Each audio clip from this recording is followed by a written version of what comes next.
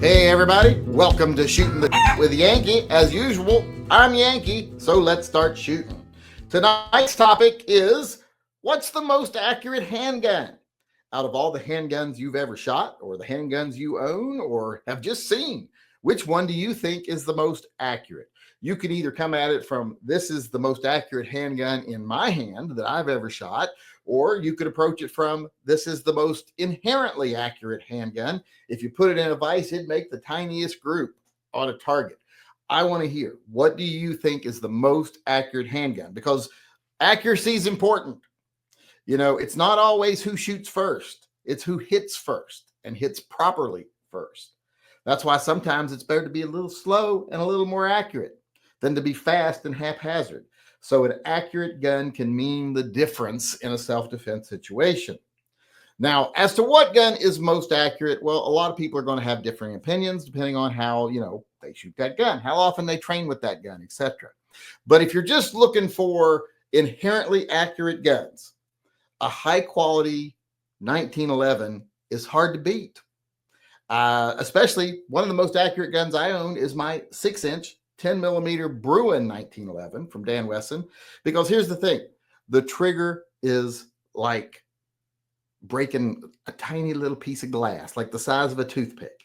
So light and crisp and perfect that all you got to do is be able to move your finger this much and you can fire that gun. You're not going to over pull that trigger. You're not going to jerk anything. You don't have to do any of that. If you are not sensitive to recoil or report or anything that thing, if you can manage to, every time you pull that trigger, to not anticipate, well, your grip isn't going to be bad, your trigger pull isn't going to be bad, and it's going to fire fine. You're going to hit that target every time. It just really is down to that trigger being so crisp, so light, and it's a straight back pull. There's no pivot, there's nothing. It's straight back. The energy goes from your finger into the trigger, into the bar, and then pushes the release behind it, straight back. Like I said, it's really hard to mess up the trigger pull. And there's not enough trigger travel to make it really an issue. So if you can pull the trigger on that gun and you can not anticipate recoil or report or anything like that, not flinch, not anticipate, you're going to hit your target as long as you know how to use your sights. Same thing with a nice single action revolver. When the gun's in single action, if you just don't anticipate the recoil and the report, you're going to hit your target. Not quite as much so as with a 1911, simply because even when the trigger is just as light, it's also got a pivot trigger. So that does make a tiny little bit of difference. It's much easier to pull it a little hair wrong. So I'm going to give it over single action revolvers to 1911s, especially a good 1911 with a light trigger, and having a 6-inch barrel doesn't hurt. So with that said, let me go over here and see what other people have to say, since I've expressed my opinion. John Heasley said, most accurate handgun is the CZ Shadow 2. It is very accurate. I will have to say, I got one. It's super accurate. And if you cock that hammer back, fire that gun, as long as you don't anticipate the recoil, that's a great gun. You're going to hit your target just like you would with a single action army. Single action army, a single action revolver with the hammer cocked back, you're going to hit your target. But I still give the edge to a 1911 because that gun still does have a pivoting trigger. And that's straight back, super light trigger of the 1911. I mean, you see them in like where the trigger weight's basically rated in ounces. And it's straight back, it's crisp, it's clean, and it's just hard to beat. Then John Heasley is asking for a magnet of the new drawing, which I already made. I just don't know if it's available yet. It keeps giving me an error on it. Aaron Talks Firearms says Colt Python with 18-inch target barrel is dead on. Yes, once again, in single action. Double action, you're risking, jerking the trigger, pulling a little too hard, being a little off balance in your grip, because you're going to have to grip it tighter, to pull that trigger. The actual act of pulling the trigger requires you to grip the gun a little harder. So it's going to lose a little something to a 1911, but that gun, once again, in single action is dead on. I have to agree with that. Johnny Mandrick says any heavy revolver with a 5-inch barrel. I agree, as long as it can shoot single action. It's going to be an excellent gun. I think a lot of people are going to say revolvers because, single action revolver, that's why I like an exposed hammer, because if you take away that single action option, you take away the best feature of the gun. So I don't really care for double action only revolvers all that much. Mr. Furley, the 2011, the trigger ergonomics, weight, caliber. 2011, I think, would kind of fall right with the 1911s. I think the grip is a little bigger on them, but not going to really affect most people if you got full-size hands. The grips are bigger, of course. But same thing. That's straight back trigger, like the same mechanism as the 1911. That really makes the tiny little bit of difference when it comes to a light trigger and a single action pull. That straight back trigger just really hard to beat. And it would be the same on the 2011 as the 1911. Thomas says, outside those super custom built Olympic type guns, I would go with the Wilson Combat 1911s built when Alex Zimmerman was the head gunsmith. Yeah, they're super. The modern really tight 1911s are just so accurate.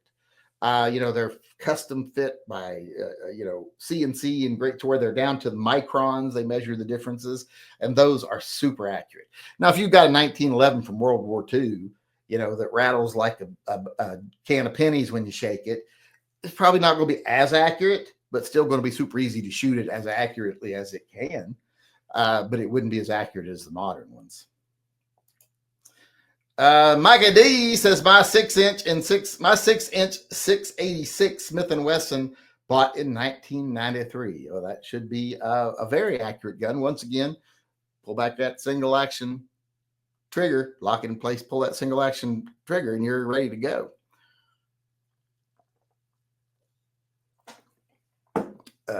And we got Mikey D weighing in again here. It says most inconsistent was my KP90 DC Ruger. Some guns just have horrible triggers. Glocks have horrible triggers. But when it comes to the worst triggers in the world, Glock triggers are not even close to the worst, though. I mean, I'd say on a scale 1 to 10, Glock triggers are about a 3. There's a lot of ones out there, and some, you can't say 0 because if it works, it's not a 0. But there's a lot of ones I've shot in my life. I've shot some Iver Johnson guns where you fight the trigger back, and if you pushed it a little bit too far to one side or the other because it rocked, it wouldn't fire properly, it would catch. So there's some shitty triggers out there. And we got one more person weighing in here. That's Pigar. And he said, I do like a revolver better than a 1911. Well, I do too. I'm a big fan of revolvers. I think everybody can look behind me and tell that. But you can also see over here, I like 1911s too. But I don't have a whole wall of 1911s. I have a whole wall of revolvers. And I would say the vast majority of them are double action, single action. I think I only have, as far as double action revolvers go, do I only have one double action? No, 2. I have 2 double action only revolvers. I have a Kimber K6S, and I have an original double action only from the factory Colt Detective Special. So, excuse me. I'm a firm believer of revolvers are better too, but just it's that trigger, it's that sliding straight back in a channel, releasing that little spring at the back, that leaf spring. That's just makes them hard to beat the way the trigger is designed. When you take that pivot out and when you make it so light, that just makes it, like I said, if you can point the gun and pull the trigger without anticipating the recoil, you're going to hit your target. And that looks like that's the last person weighing in today. So I want to thank everybody who got involved. What do you all think out there? What's the most accurate handgun ever, or most accurate one you have? Let me know in the comment section below. If you want to weigh in on one of these topics in person, come to our live chats. We do them every night at 6 p.m. except for Wednesdays, like today, when we do them at 7 p.m. So come on in, weigh in on the topic, have your voice heard, and then stick around later for the open chat where you can talk about whatever you want to talk about, either with me or the other people in the chat. So come on in, let us hear your opinions. Until then, remember, always carry and stay safe until I see you again.